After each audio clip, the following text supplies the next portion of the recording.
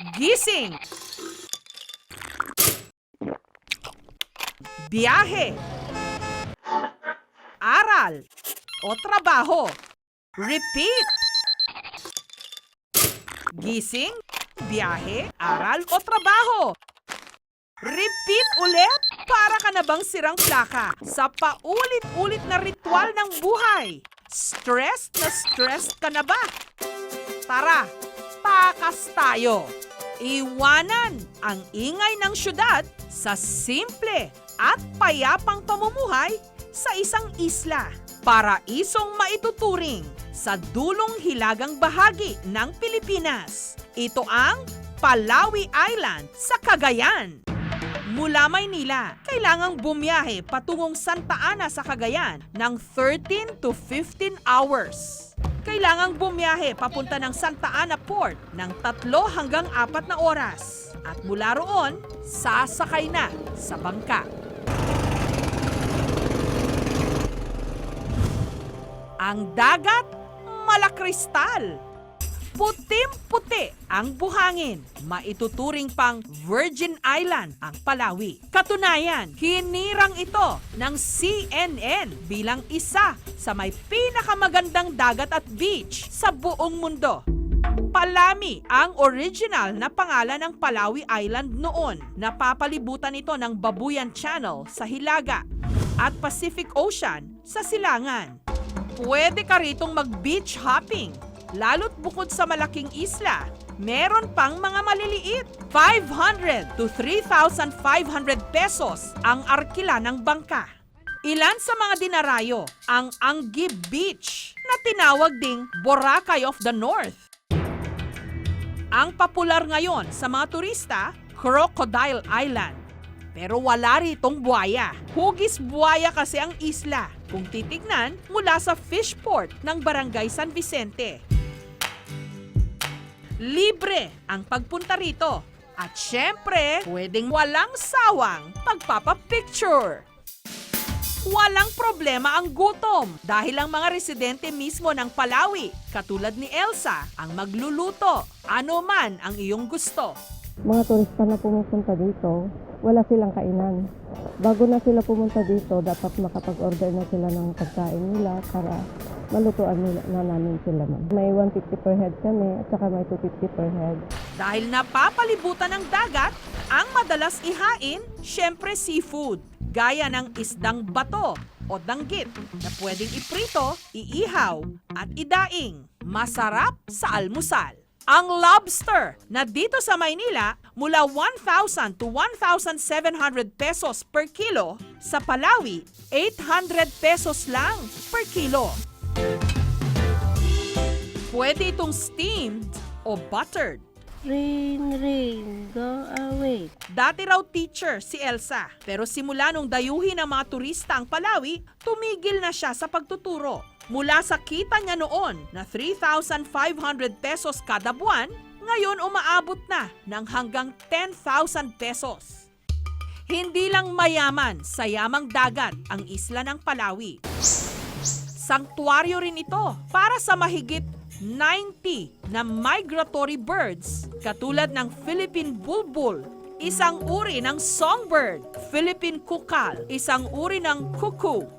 Kaya naman taong 1994, idineklara ang Palawi bilang National Marine Reserve. Ang pangunahing kabuhayan ng mga taga rito, pangingisda at pamamana sa dagat.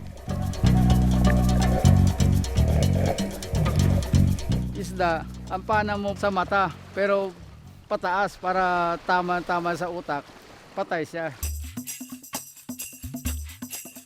Meron ditong maliit na komunidad na ang pangalan Punta Verde. 500 tao lang ang dito nakatira.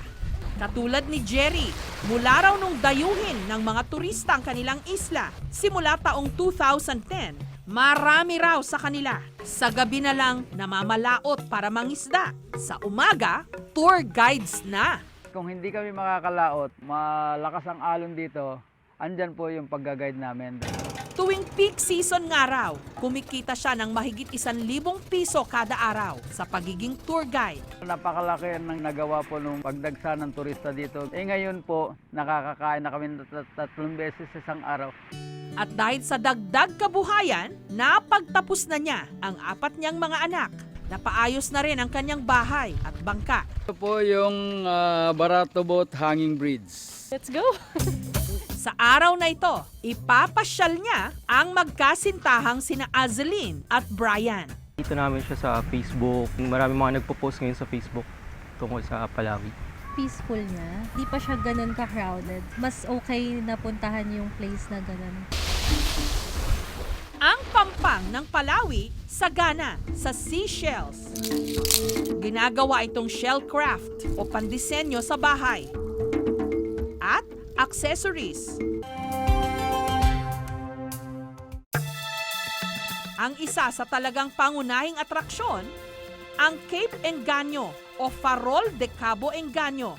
Pinagawa raw ng isang marinong Espanyol ang lighthouse o parolang ito nung una itong makarating sa isla taong 1887. At dahil sa nakakahalinang ganda ng isla, pinangalanan ang parola na Engaño. Yari ito sa bato at may taas na 50 feet. Sa tuktok, matatanaw ang Babuyan Island, Dos Hermanas Island, pati na rin ang Engaño Cove. Dahil sa makasaysayan itong pinagdaanan, sa paglipas ng panahon, idineklara ito ng National Museum na Important Cultural Property. Sa responsibilidad ng PAMBI members yan, lalong-lalo na ang Coast Guard, na para maiwasan yung kung sisirain anong nandun at saka mapanatili ang kalinisan mismo doon sa lighthouse. At hanggang ngayon, gumagana pa rin ang mga ilaw ng parola, gumagabay sa mga naglalakbay dagat. Matapos ang maghapong paglalakwatsa sa mga nais mag-overnight sa isla, meron ditong itinayong nature village, ang Palawi Environmental Protection Association o PEPA. May 4 itong mga kwarto. Sa kada kwarto, kasya ang 4 na tao sa halagang 1,200 pesos. Pwede ka rin ditong mag-camping. Pero para sa mga nais makatipid, pwedeng mag-homestay. Makitira sa mga residente, 250 pesos kada tao overnight. Si Gloria, isa sa mga residente, ipinaparenta ang kanilang kubo sa mga turista. Meron itong maliit na kusina at banyo. Yun nga lang, sa umaga lang may kuryente na nanggagaling sa mga solar panel at generator. Wala pa rin kasi ritong kuryente. Gayunman, presko naman ang simoy ng hangin. At higit sa lahat, meron ditong cellphone signal. Isipan kong magpa-homestay para may tulugan din ng mga turista. Hindi ko akalain na ganito ang kwan dito, mangyayari dito sa islang ito. Pero dahil dumarami ang mga turista, hinihigitan din ang pagbabantay rito ng Protected Area Management Board o PAMBI para raw mapangalagaan ang kalikasan at hindi maabuso ang isla. Limitado lang ang bilang ng mga turista na pwede rito kada araw. Sa bilis ng takbo ng mundo, paminsan-minsan kailangan nating promeno sa mga malayong isla katulad ng Palawi na pwede mong angkinin na iyong-iyo.